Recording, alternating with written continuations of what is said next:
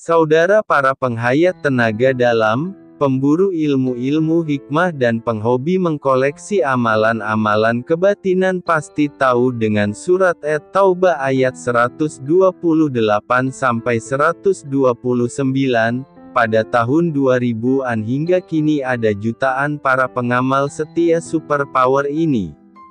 Berbagai perguruan pun di Indonesia dan Malaysia yang menjadikan ayat ini sebagai sandaran utama dari berbagai keilmuan batin yang mereka amalkan dan ijazahkan kepada para anggotanya. Ayat ini sangat melegenda dengan berbagai khasiatnya yang memang nyata untuk keselamatan.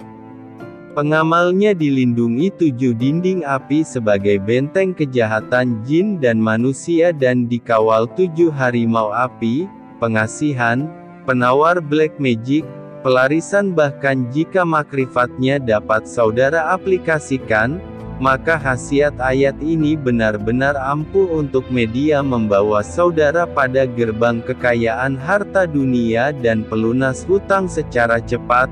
Baiklah, langsung saja kita masuki alam makrifat muara sifat energi dari kedua ayat ini. Bismillah, laqad ja'akum rasulun min anfusikum, dan seterusnya. Saudara hafalkan sendiri di Al-Quran. Kedua ayat tersebut adalah ayat yang sangat-sangat luar biasa kontak batinnya dengan Nabi Muhammad. Arti harfiah dari ayat ini kurang lebih seperti ini: telah datang kepadamu seorang rasul, sangat berat baginya mendengar penderitaanmu, dan dia sangat menginginkan keselamatan atasmu, dan seterusnya.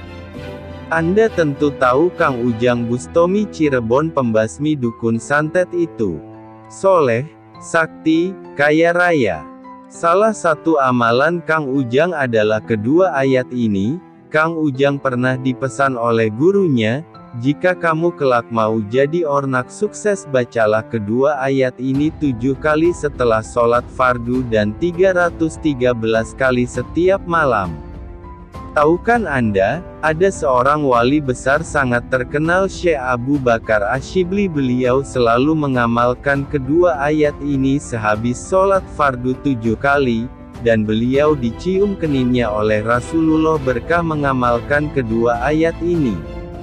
Di Indonesia salah satu ulama yang mengamalkan kedua ayat ini yaitu Kiai Abdul Fakih Langitan, Jawa Timur. Beliau selalu istiqomah selama 40 tahun, dan beliau sangat diperhatikan Rasulullah, bahkan disuruh tidak mencukur jenggotnya oleh Rasulullah berkah kedua ayat ini. Dan masih sangat banyak sekali ulama sakti penuh karomah yang mengamalkannya. Baiklah, mari kita bermakrifat dengan tenang kepada ayat beserta makna harfiah dari ayat ini agar kita jelas menemukan marifat ayat tersebut. Banyak para pengamal ayat ini mengamalkannya hanya dengan modal zikir dan puasa pati geni saja, tanpa menyadari di mana ujung dan di mana pangkal dari berkhasiatnya ayat ini. Itu pun khasiat yang didapat dari ayat ini sudah sangat mengagumkan, apalagi jika mengetahui makrifat mata doa dari ayat ini. Kalau kita mau merenungkan, maka akan bercucuran air mata kita mengingat dan berzikir dengan ayat ini.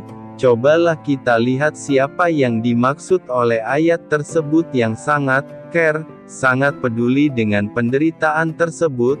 Apakah Nabi Adam, Nabi Ibrahim, Nabi Musa, Nabi Yusuf, Nabi Isa, atau sang penghulu kita sendiri yaitu Nabi Muhammad?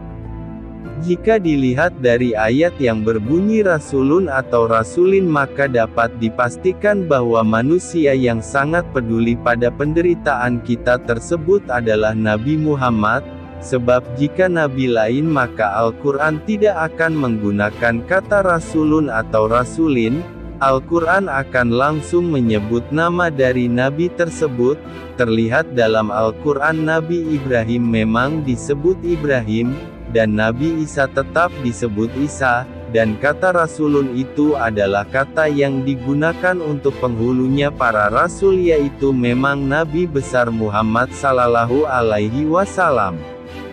Sungguh bergetar hati ini mengingat dan mengetahui bahwa nabi saya adalah orang yang hingga kini adalah orang yang sangat care, sangat peduli, dan masih memikirkan kesusahan saya sebagai umatnya. Sangat berat baginya mendengar jika saya tengah terbelit hutang dan dikejar-kejar oleh rentenir. Sangat berat baginya mendengar saya tengah disantet oleh manusia jahiliyah. Sangat berat baginya mendengar saya dipelet oleh penjahat kelamin. Sangat berat baginya mendengar saya tengah akan ditikam dengan senjata besi oleh para preman yang tengah mabuk di simpang jalan. Sangat berat baginya mendengar saya menjadi incaran target pencurian. Sangat berat baginya mendengar saya akan berpindah keimanan hanya karena perut yang selalu lapar. Sungguh sangat berat bagi Baginda Rasulullah jika mendengar umatnya kini tengah berkecamuk dengan amarah dengan dalil kebenaran. Sungguh ayat inilah bukti nyata bahwa Nabi kita sungguh-sungguh sangat peduli akan apa saja kesusahan yang tengah menimpa umatnya. Pantasan banyak paranormal menjadikan ayat ini sebagai ayat utama kekebalan. Pantasan beberapa orang kaya yang dermawan menggunakan ayat ini sebagai media penarik harta kekayaan. Pantasan banyak kiai alim ulama menggunakan ayat ini sebagai media satu-satunya penyembuhan guna-guna sihir dan iri dengki. Setiap ayat ini dibaca maka akan memancarlah nur kepedulian dari baginda Nabi Muhammad tersebut. Sangat berat bagi Nabi Muhammad mendengar kesusahanmu, itu akan mengarah dan tertuju kepada si pengamal ayat tadi. Jika Rasulullah sudah turun tangan akan kesusahanmu maka tiada yang sulit bagimu dalam hidup ini. Maka oleh itu guru saya dulu selalu berpesan kepada saya jika saya tengah menghadapi masalah dan aral melintang dalam hidup ini yaitu, engkau memiliki Tuhan, pintalah kepada Tuhanmu apa-apa yang kamu pinta. Engkau memiliki Nabi, ceritakanlah berat bebanmu kepada nabimu, karena nabimu adalah manusia yang sangat peduli akan kesusahanmu. Tidak ada manusia lain di muka bumi ini yang kepeduliannya kepadamu melebihi kepedulian nabimu kepadamu. Pesan ini sebenarnya makna terdalam dari surat At-Taubah ayat 128-129 tersebut.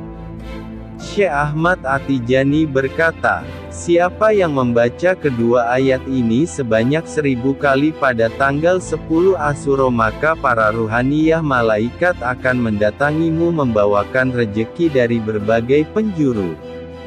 Buat Anda yang istiqomah mengamalkannya, maka secara nyata keajaiban-keajaiban segera menghampiri saudara baik dalam tidur maupun dalam bangun.